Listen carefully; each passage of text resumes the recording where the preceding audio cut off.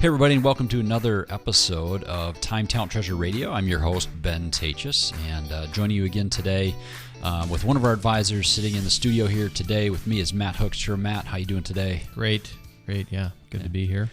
Yeah, we've had a ton of stuff going on in the office lately, and I'm still catching myself from time to time saying Taitchus Financial Group, and I keep having to say, no, that's not our name anymore. Have you done that yet?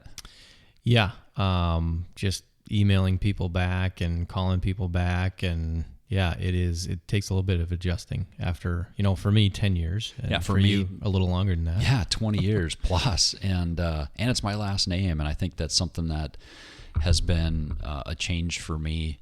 And I've shared some of this on past shows, but for me, removing your namesake, I guess, and your family name from a business, people are like, how are you handling that? And I'm like, yeah, I'm handling it great. I've realized that this company has become way more than one person's name, so it just makes sense to make the change. And we had a great event last week. We had a bunch of clients invited and a number of really just friends of the firm from the community stop out and just celebrate this name change with our group.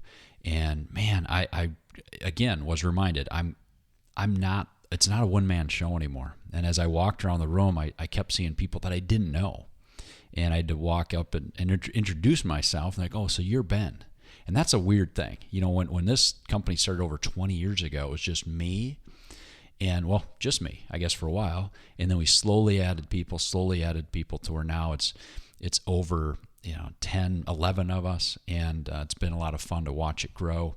And Matt, you came in, like you said, 10 years ago, and maybe just highlight, Matt, for me, I know people have heard you on this show before, but we're going to start doing kind of as part of the rebrand, but also just kind of part of this show, kind of changing over time. But some of the key things that I think you bring to this team and continue to highlight is more of the psychology of money, more how people think about, not just the markets, but I think about life and how money intersects, right, with their life. So maybe highlight a little bit about that, maybe just a teaser as to what we're going to do on a recurring show upcoming at least once a month.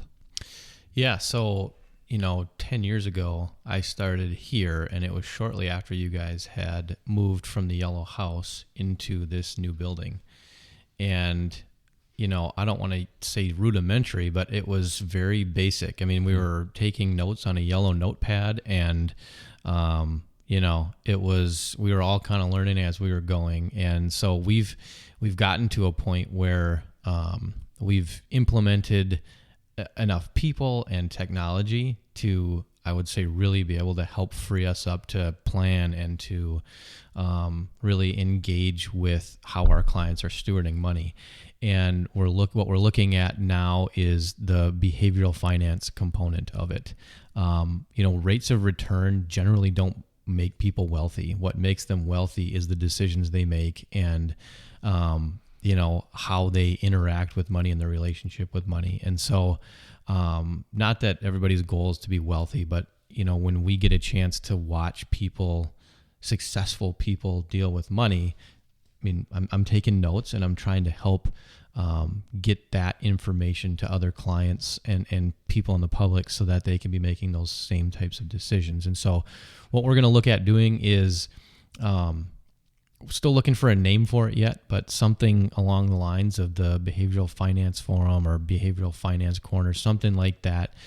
Each month we're going to bring more of a behavioral psychology approach to money and how that, how to grow wealth, but also how to utilize your wealth and steward it in a way that has the greatest impact. Yeah, I love that. And I think, your background, and that's when we first met. We've been friends a long time. I've known about you in the community a long time, but when we first met, I was like, it was about the time we were really getting going on the repurposed stuff. And my book, Repurposed, came out, and it was all about helping retirees see that retirement's not just about finances, it's about living well, right? It's about stewarding your life as well as your money at that time. And I started talking about that with clients more and more, and seeing how hard it was for people to retire. Many times not from a financial standpoint, but from a just a purpose mind, and just really a mindset of who am I now, an identity. And I started talking with you, and you were doing counseling at the time, and you have your master's in psychology, correct? Mm-hmm. Yep. So your ability to connect the way they think with their money, I think, is better than any advisor I've ever met with and had. Certainly on our team, but anybody beyond that, I've met with and been part of a lot of meetings with other advisors in both our community, but also outside of this community. And I think that's really a talent that you bring. So I'm excited for that. And again, as we keep kind of just developing more here, both the technologies you say, but also the way that we communicate with clients, the processes that we try to help them. It's always changing, and we're always trying to stay ahead of the game. So I'm excited to see that roll out. So excited for that, Matt. And as always, being a good steward means, and we're just going to summarize three big questions we try to answer with every single one of our clients. It's, what are you stewarding? It's organizing.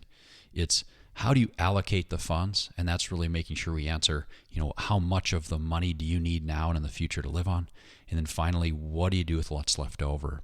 And a question I've gotten, Matt, and I bet you have too, since rebranding is there ownership change? What's going on there? And, just for our listeners, again, I know I mentioned it last week, but there's no ownership change. Maybe a realization for me as a believer that God owns this company, which means that's what stewardship is.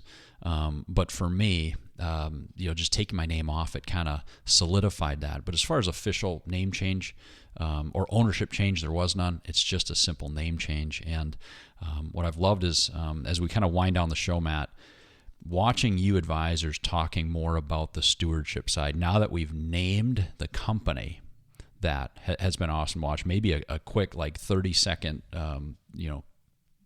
note on something that you talked about with somebody.